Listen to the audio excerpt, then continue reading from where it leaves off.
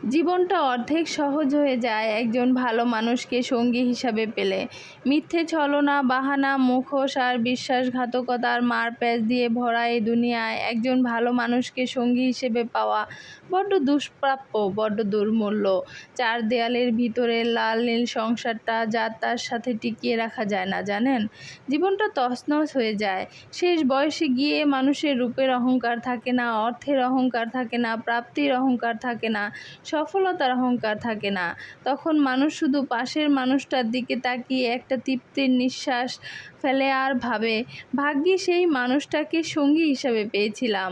আমি মনে করি মানুষ যতটা অন্যান্য সফলতাকে, প্রাপ্তিকে উদযাপন করে, তার থেকে অনেক বেশি উদযাপনের হলো একজন সঠিক মানুষকে সঙ্গী হিসাবে পাওয়ার বিষয়টা। তাকে নিয়ে লোক সমাজে গর্ব করুন, তাকে ধন্যবাদ জানান তার অস্তিত্বের জন্য, তাকে উদযাপন করুন সুযোগ পেলেই।